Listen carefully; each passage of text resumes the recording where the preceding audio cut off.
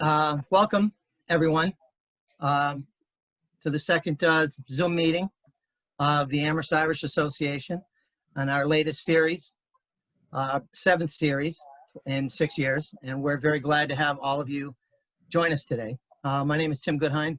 I'm the treasurer of the Irish Association and the person who does web things. And unfortunately, Sam's got a bit of a cold today, so I was asked to say a few words. So Sam and Ida are quite capable of talking off the cuff. Tim's not quite so talented, so I have a few notes, though, I want to mention about today's event. As most of you know, Amherst Irish was founded by Ida O'Carroll and Sam Hannigan following the very infamous Blarney Blowout rioting in 2014.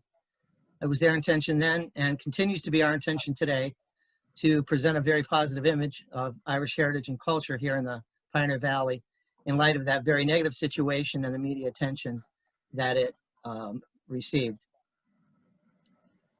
Today we'll be honoring our very first recipient of a Community Service Award under the banner of the Margaret Maher Award to Rosemary Caine.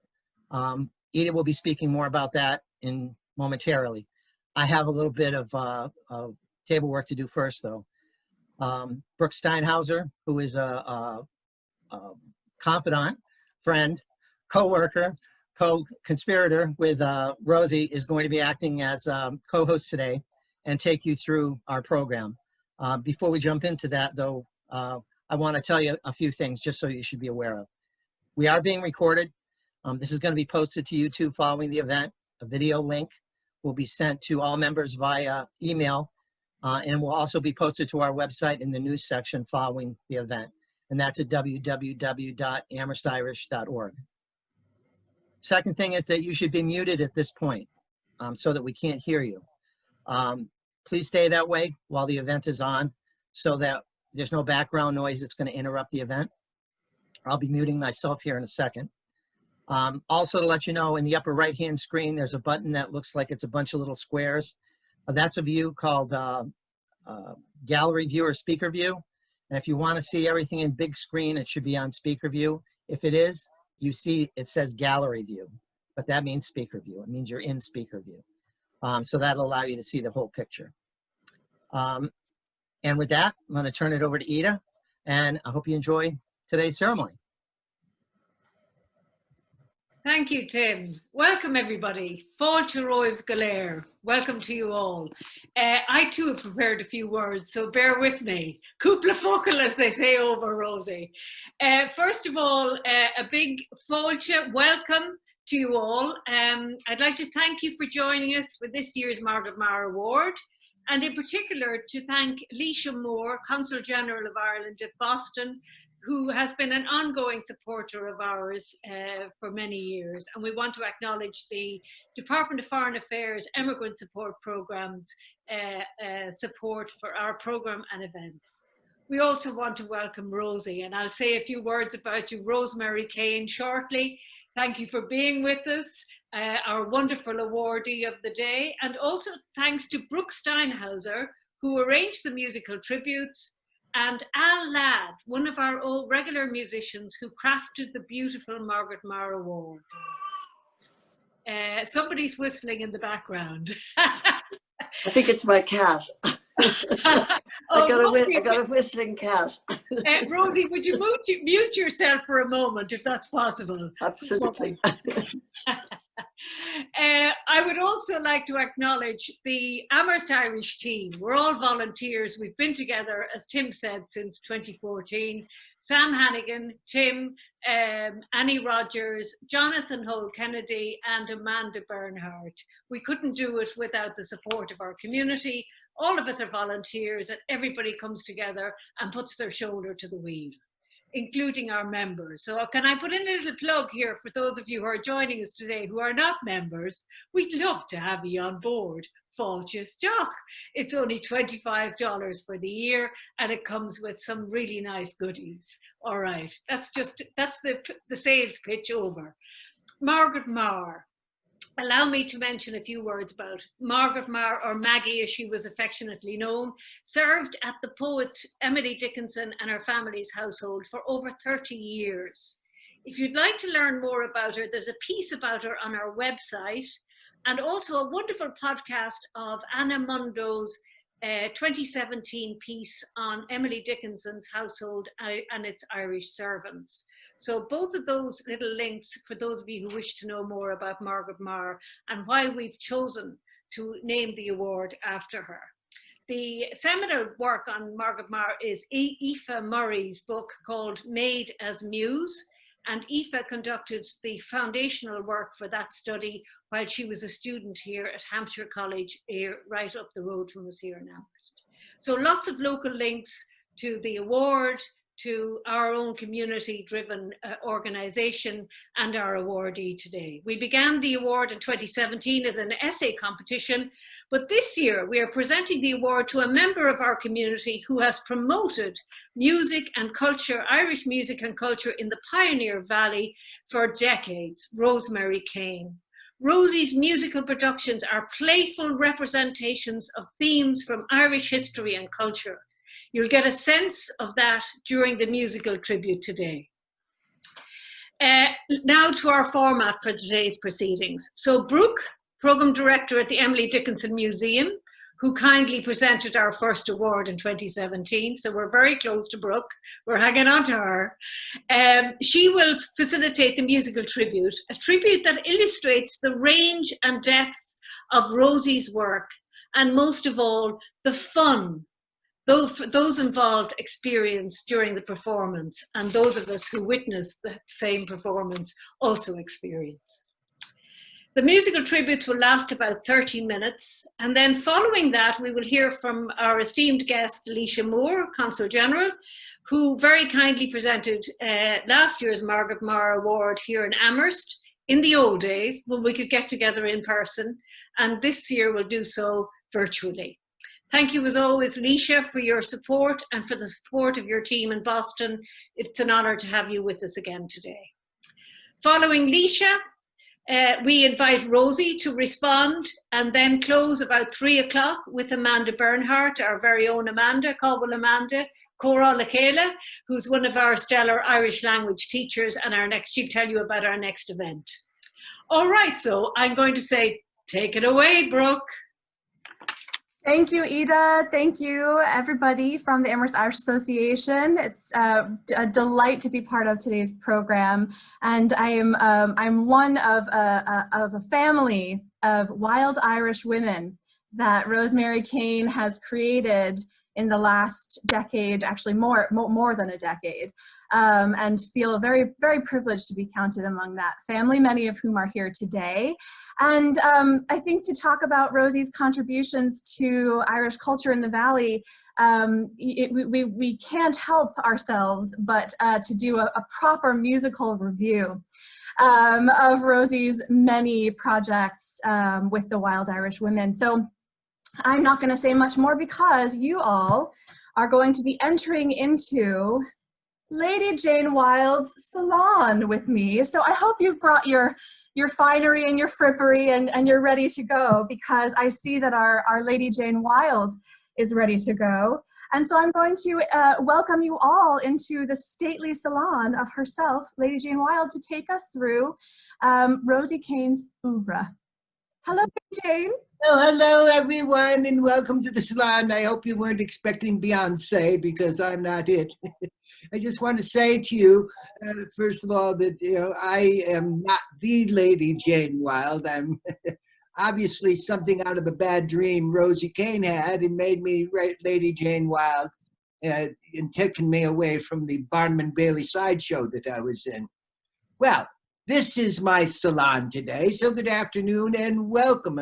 Normally I would be greeting you in my Dublin home, but today our meeting of the minds must unfortunately occur over this wretched thing that you call Zoom.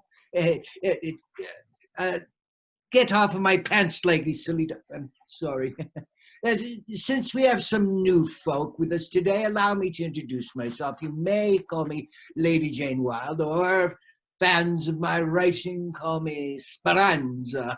I'm known around here as the mother to Oscar Wilde, and an Irish nationalist, and speaker of 10 languages. But you may not know that I'm also a researcher and recorder of Irish myths and legends. And you know, today we gather to celebrate one of the great Irish legends there is, Dame Rosemary Caine. She's also the mother of crack on this little island of Western New England. Well, she came from RD. I don't know if she was thrown out of RD, but I'm told she came from RD in County Louth. And Rosemary's a musician, a composer, a performer, a writer of the highest quality, and also a terrific cook. Some of her Irish bread, oh, is so lovely and thick. Well, when Irish fishermen lose their anchor, they get a loaf of Irish bread that made by Rosie and throw it in the water and nothing moves. Well, anyway, after her immigration to America, she established her own salon at Coleraine Road in Greenfield, where she's immersed in all who came in music and lore and her native home. Lucky they were those who crossed that happy threshold, and eventually they became known as the Wild Irish Woman. Putting her many talents to use, Rosie decided to create a musical production that would delight New England audiences with the songs and stories of Irish women from ancient through modern times, from legend and history. And so the first production of Rosie's New Weather, as the French say, was born.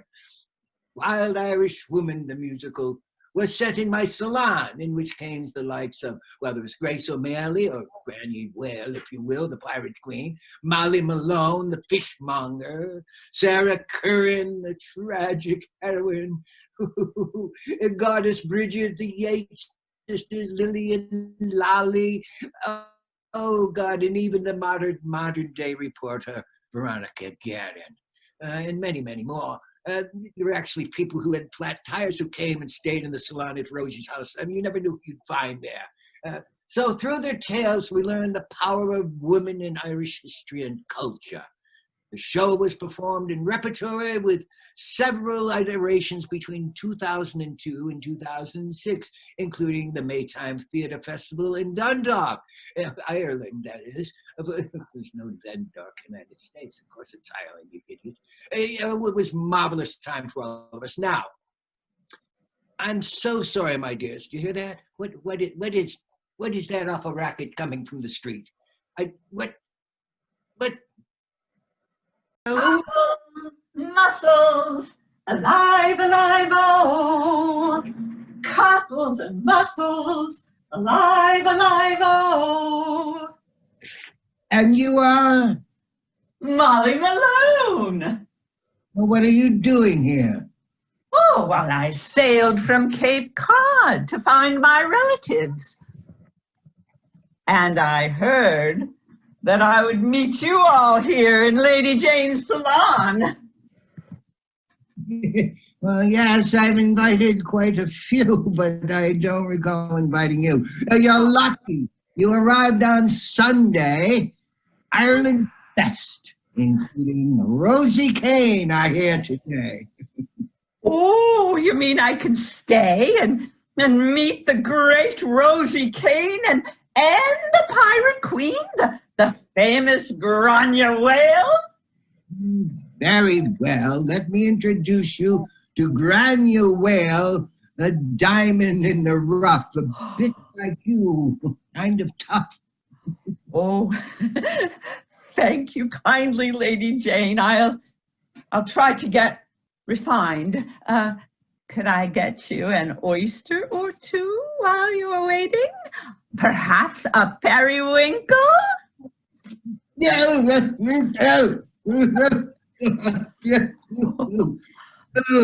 think not. Yeah, but don't go. You'll add a common touch to our show. Oh, I'm the only one on Grafton Street where past and present meet.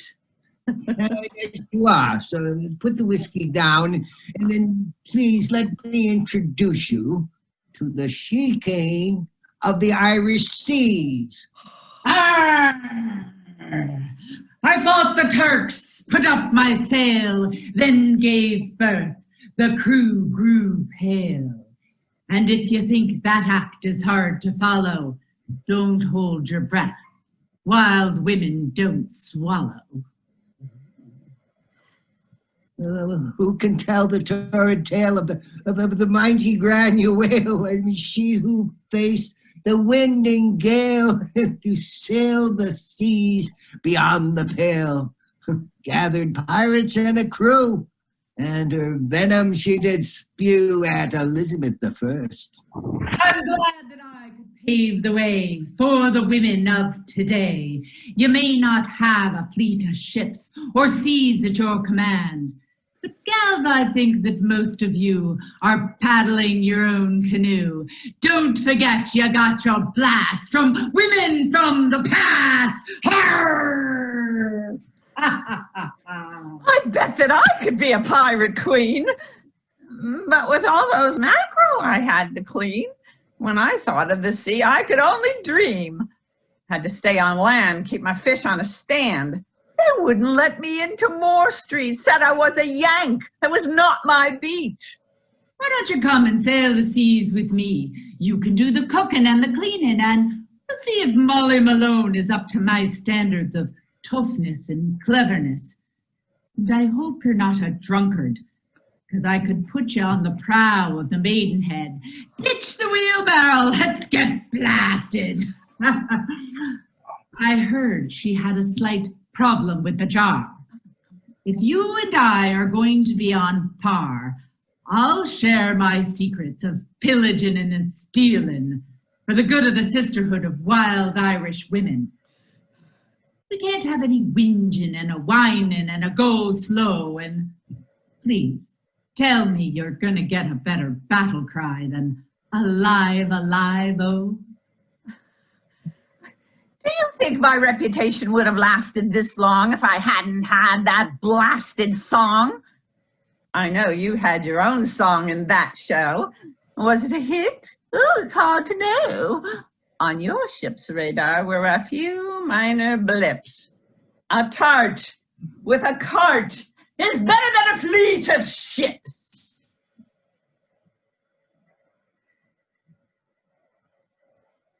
Well. Well, my dears, am I here? You hear me? Yes, we hear you.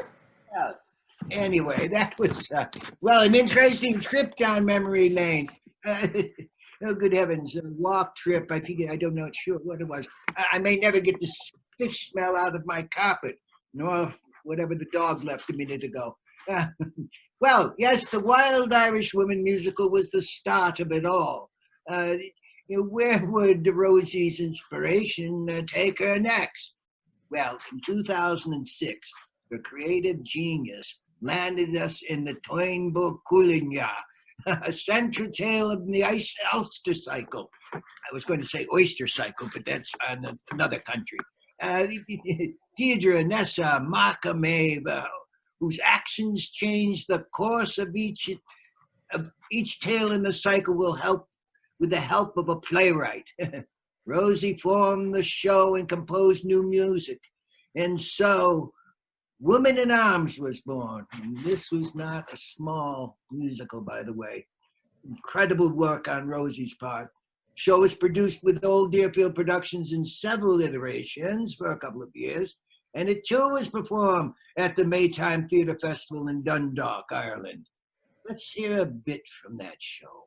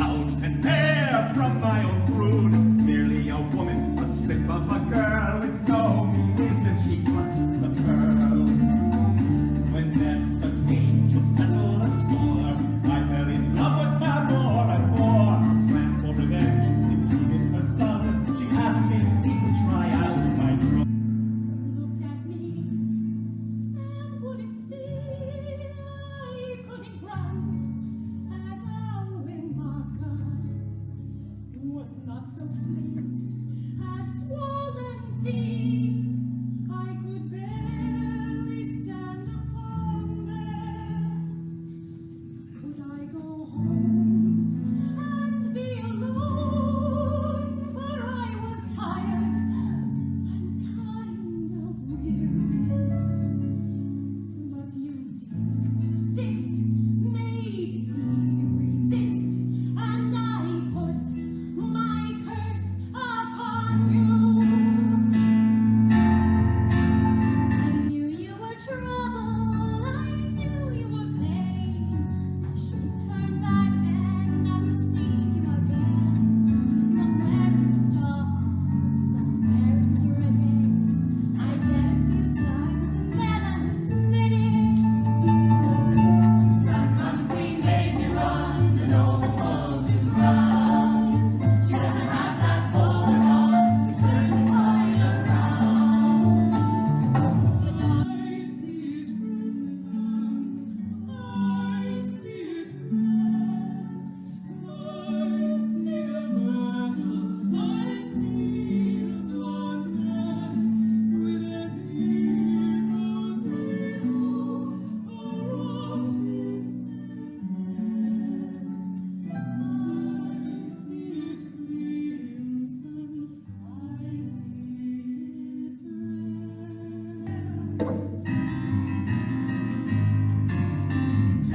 Warriors and demons, look at us, we're still around. Druids, warriors and demons, we're still around. Can't put us down, we're still around. Can't put us down, we're still around. Can't put us down.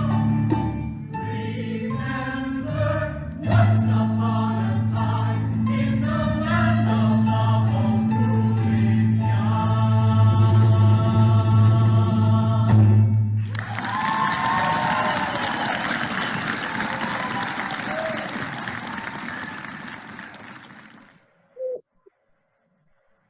Well, now if you think that Deirdre, Nessa, Maka, and Maeve were tough broads, wait till you meet the subject of our next production. Oh, this woman was the triple queen of Ireland. There's never been a triple queen of Ireland. I mean, if they had that, what is that, Tinder thing, I mean, she would have been swiped left more times than you can count, for God's sakes. I mean, Olaf and all the rest of them, and then of course Brian Boru, thought he had something going, and he did. He won the Battle of Clontarf in 1014, and so he was dead. So he didn't know he won the battle, but we can all tell him he won the battle. And of course, Gormlaith, having had it all now, so retired to a convent where she lived out her days eating bonbons and I don't know what, reading magazines. But anyway, this was 2 years the company's was Rosie's next project. And the record leaves only a tantalizing clue about Brian Boru and the life of Gormlaith, the Irish-born daughter of a Leinster king and named for the first Viking king of Dublin, who died mysteriously, as a wife and mother of many kings. Gormlaith's shadowy life was full of power, yes, but also full of loss and fury. And Rosie's last High Queen of Ireland was a veritable sweeping Celtic opera. Let's revisit it, shall we?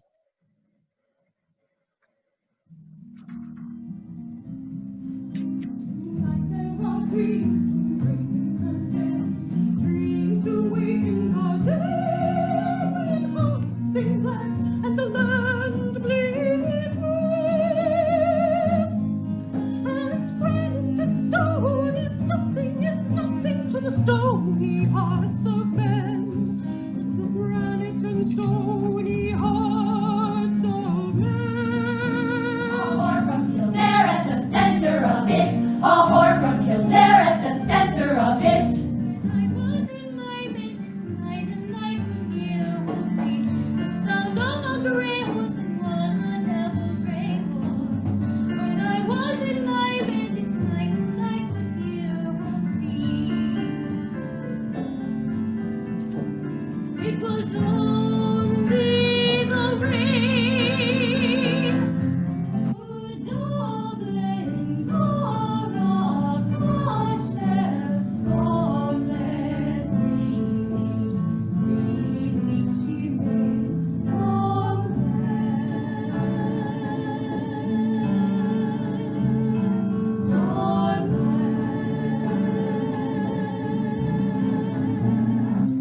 I left your house, my father dear, I left because you asked. The waiting clothes you made for me are now my morning dress. I left my land, I left my home, I left my home. These loves, his flesh or my blood.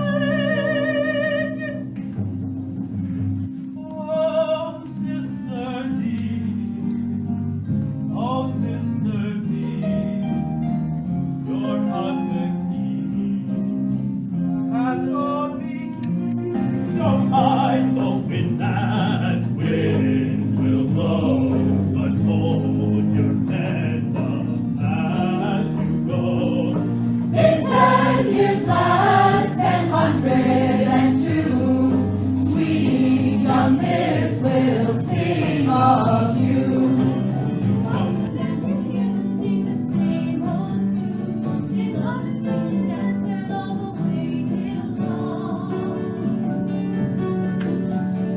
In the hearts another song like our sweetest words like our just gone. Like brother loves brother, like lover loves friend. I've seen it all before, I've seen it all, the by road. You see that I'm glad to know this truth. I've watched them dance.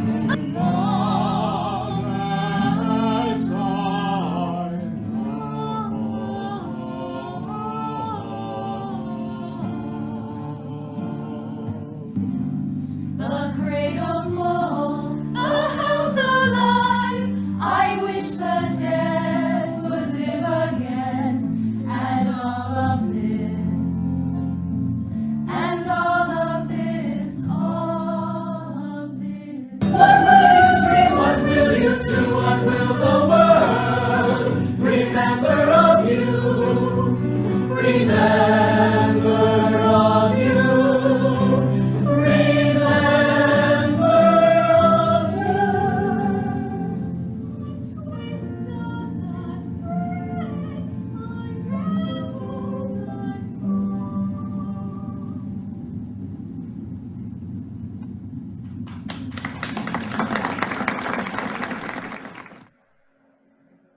And this, my dear friends, is an opera. I mean, what a work that this is by our lovely Rosemary.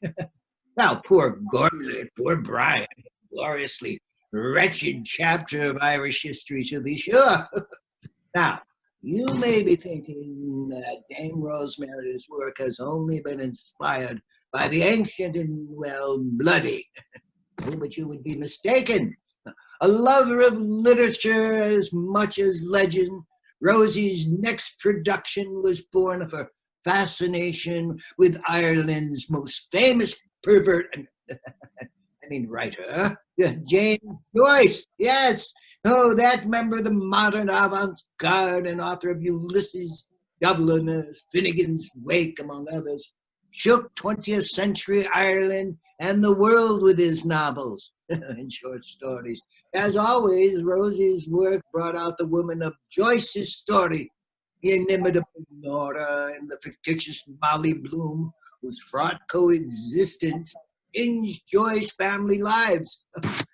This production has many forms to benefit, including annual Bloomsday performances. We do it in June to benefit the Literacy Project, another one of Rosemary's many contributions to the area.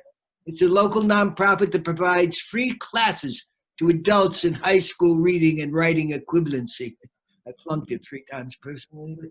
Here Rosie tells the executive director, Judith, why Joyce is such an important figure. And then we'll hear Rosie's original tune from the show, Nora Barnacle. James Joyce, you know, he left Ireland at age 22. He never really looked back much geographically, but of course Ireland was every day with him in his writings. Ulysses, the greatest aspirational read, I think, of all time. If you can chew off even a few pages of that, I would recommend you actually listen to it. It's the vernacular language of the Dublin of the times. Or you start with Dubliners, the greatest collection of short stories, and the last short story, The Dead, from which there will be a reading, is probably one of the best in the English language. It was thought that Ulysses was banned in Ireland. It was banned in many countries. It was considered pornographic. And indeed, the Molly Blue soliloquy does maybe produce a slight blush periodically.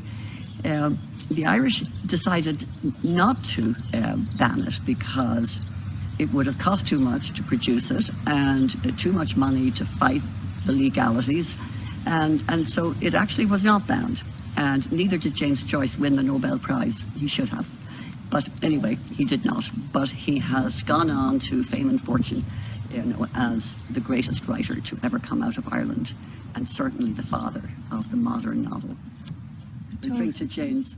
To James and to you, Rosemary.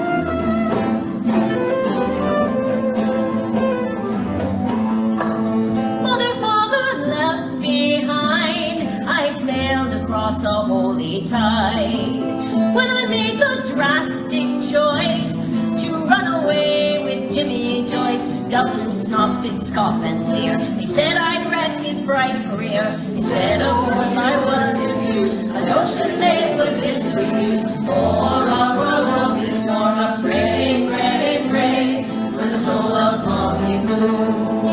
Said I could not read or write. That was not right. In knowledge you were right. How could a simple Galway girl capture genius? It was real. Or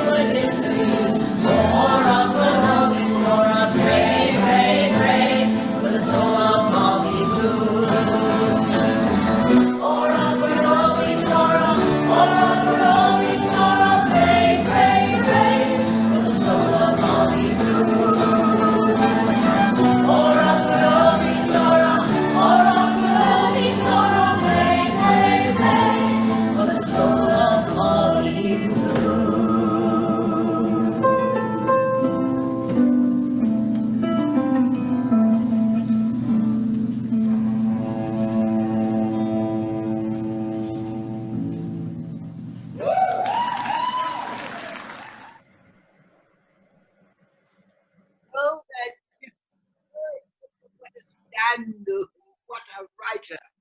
Now, next on our tour of Dame Rosemary's ovaries egg, it's the French screw up anything, is the Easter Rising concert of 1916.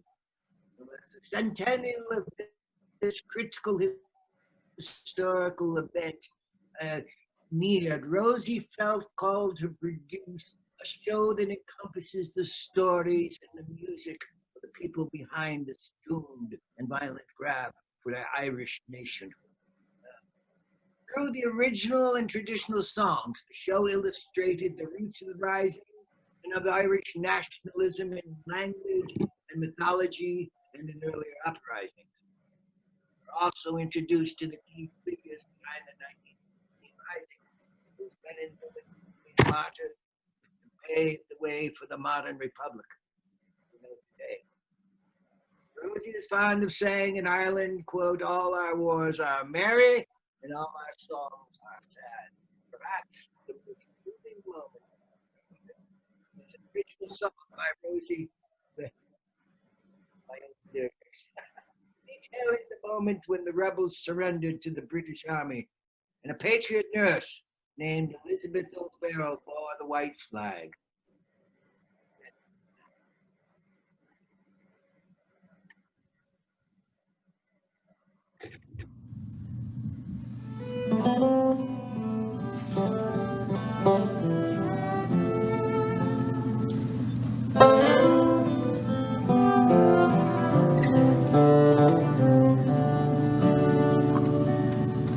Through shards of stone and shattered glass, where deadly bullets fly, she picked her way on O'Connell Street toward the British line. Her skirts were stained a bloody red. Her steps were sure and true. She held the cloth above her head, a sign that they were through.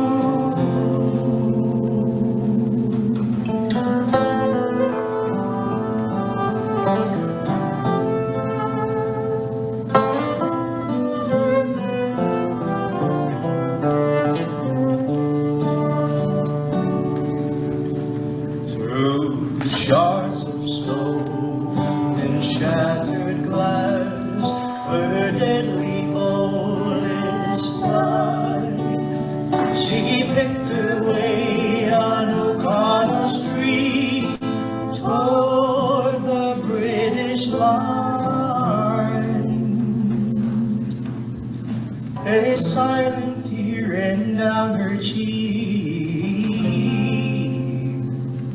It was not for dying, it was for the death of freedom that said O'Farrell crying.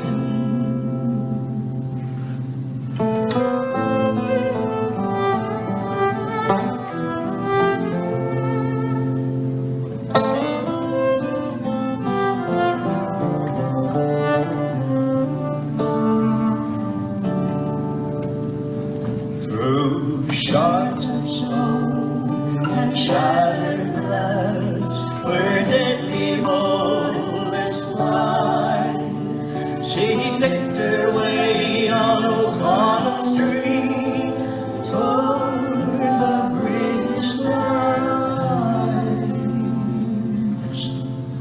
Oh, farewell to poems, farewell to song.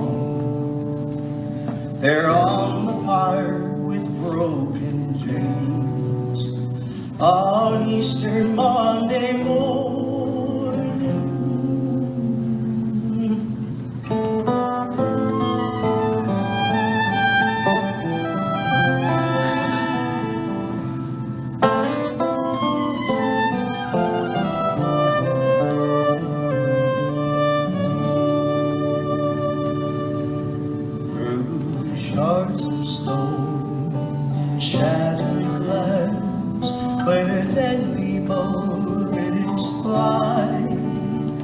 See Victor way on Consul Street toward the British line.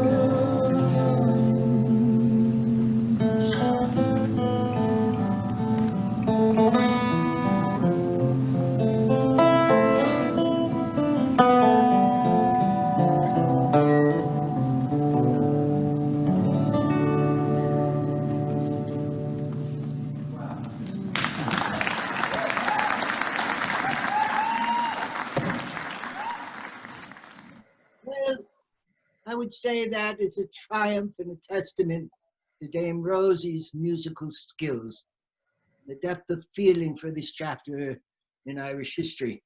Now, you'd think Rosie would take to the feather after so many years of creating and producing these delights, but no.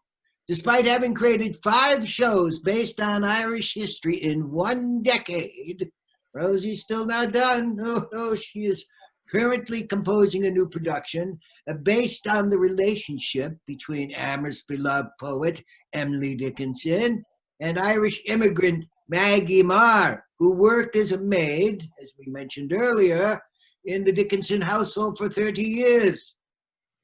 Currently in writing and research mode, Rosie has already composed 8 new settings for Dickinson poems and has thrown herself fully into this new 19th century New England story.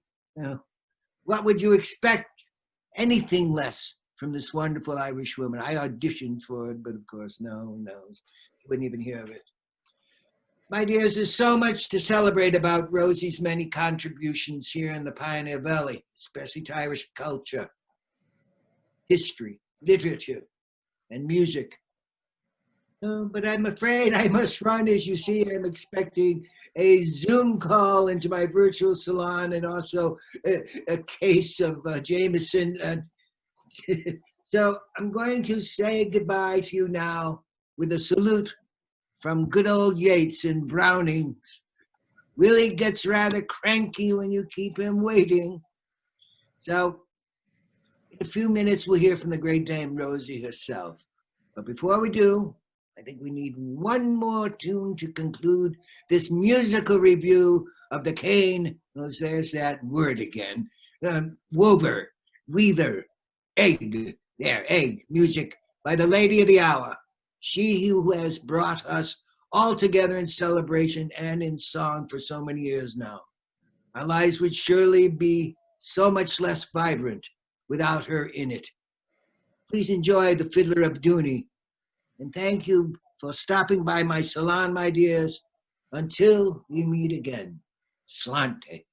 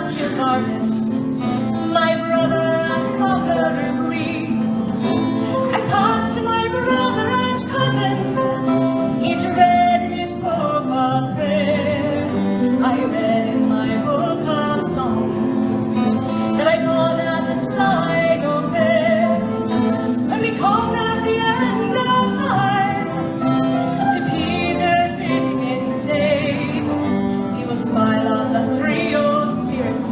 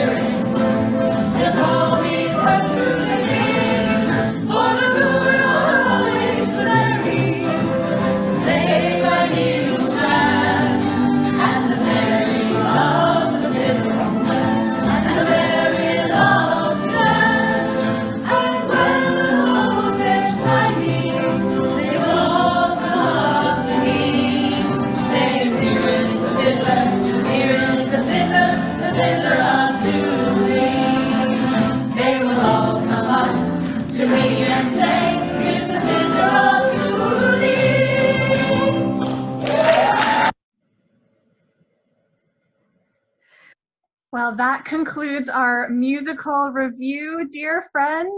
Special thanks to Lady Jane Wilde, our host of the salon, and also special thanks to honorary Wild Irish woman, Michael Morgan, only honorary for the gender roles. Very much tried and true Wild Irish woman who did all of that wonderful video editing. Thank you, Michael.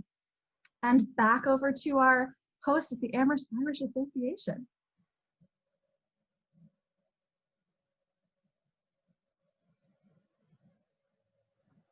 Ida, you're still muted, but I think you're up next. Okay, I am. Thank you. Thank you so much, Brooke. Thank you, Michael. Thank you, Wild Irish Women. Beautiful segue into Leisha. Leisha, a few words from you in your Boston perch, wearing your hat as Ireland's Consul General Boston. Leisha Moore. Thank you. Margaret, Ida, can you all hear me okay? Okay, great. Hello, friends. It's really great to be with you, albeit virtually from Boston. When Ida invited me along to this event, it reminded me of the very lovely trip I took around about this time last year to Amherst, my very first trip. Really sorry I couldn't go in person this year, but I look forward to visiting again when time allows. And meanwhile, it was really, really great to be invited to this virtual event, and a very enjoyable and entertaining one too. So thank you for that, and I'm delighted that you're awarding this year's award to somebody who really has done so much to dedicate, her life and her considerable talents to the promotion of Irish music and history and the arts, and in such an entertaining and enjoyable way. But I have to say, works very well on Zoom. One of the funny things I'm finding is that Irish culture and culture in general works quite well over Zoom. So great to see it so entertainingly and well done today. So look, I just want to say that as the Consul General of Ireland in Boston, it is my very great honour and pleasure to recognise the lifelong dedication of Rosemary, and to present her very deservingly with this year's 2020 Margaret Maher Awards. And just to say, I'm very intrigued by the idea of a Margaret Maher musical and very much looking forward to seeing it in person. So congratulations, Rosemary, and thanks very much for having me. Thank you, Leisha. Thank you, Leisha. Hold her award up. Rosie, could you hold your award up? You're on next, my dear. Do you know where? She's lost it already. It's holding the door open, is it? You're muted, Rosie. Mute. Okay, no, I've got one of those loaves of bread holding the door open that used to double as an anchor. Thank you, Lady Jane Wilde. Well, I'm practically speechless, but not quite. Thank you so much, everybody who has put this together. Thank you, Ida, for your leadership in the Irish community here in this, not just the Irish community, but the diaspora of Amherst and beyond. And you are indeed another Dame, Ida. And here is the amazing, beautiful award. This is the work of Al Ladd, whom I know in many other parts of my life. And I knew him first as a musician, a session musician. I actually met him at the Boston Gaelic Roots several years ago, and I didn't know that, this was another of his genius talents, this amazing amount of woodworking. Wild Irish Women, I have to just give a shout out to my brother in Ballyhack, Brian Caine. So he sent me a book called Wild Irish Women, a series of essays by Marion Broderick. And so was born the eponymous, I've been practicing this word all week. I've been dying to use it for years. So the eponymous Wild Irish Women, Wild with an E, of course, because it takes place in the salon, and coming through the salon in the first show were 7 characters from which this book of essays were drawn. And Sarah Curran was one of them. And she was the sweetheart of Robert Emmet. And so by some kind of quirky law of inheritance, my brothers and I inherited the only portrait of Sarah Curran that exists. And so the author asked my brother if he could borrow it, and he did, and he sent me the book. And I thought that title just jumped up, and I thought, well, that's a show. And so to all the wild Irish women, past and present, to all the people who wish they were wild Irish women, and as I often say on stage when I'm flipping through my, not a Rolodex anymore, my contacts, and I'm looking for Irish names, and up pop the Rosenbergs and the Steinbergs, and I think, actually, all my best Irish friends are Jews. So to all of the Jews that have been bullied into the Celtic diaspora by the wild Irish women, thank you all. Thank you to Ida. Thank you to Brooke. You know, you've seen her. How many roles did she play today? Not the least of which was that she costumed at age 23 the whole of the last High Queen of Ireland. All those costumes were designed and made by Brooke. And Anne Steinhauser, Molly Malone, she doubled as the costumer in Dundalk for the first Wild Irish Women. And Lady Jane Wilde herself is an Irish patriot, and she was the person who authored the beautiful poem Elizabeth O'Farrell. And when I heard the poem, I thought it was just so outstanding. I asked her, then him, Michael Haley, if he would mind if I put a melody. So that's where that came from. It was performed by my young cousin, Sean McMahon. There's Mo McElligott, of course. You know, Mo gave birth to those twins, you know, at Howard Mocka when she couldn't run anymore, and she put a curse on those men, and they had labor pains for 30 years every time they went into battle. How can you not write songs about all these people? They are such incredibly inspiring heroes. Thank you all. Am I missing anybody? Thank you, Michael. Thank you, Al. I think that might be it. Otherwise, I could go on all night because there's another musical in this musical. And that we look forward to that, Rosie. And we look forward. The title is the nerve to Celtify Emily Dickinson, of course, comes from Margaret Maher. And she is the person who has empowered this. And the more I learn about Margaret, the more I'm in love with her.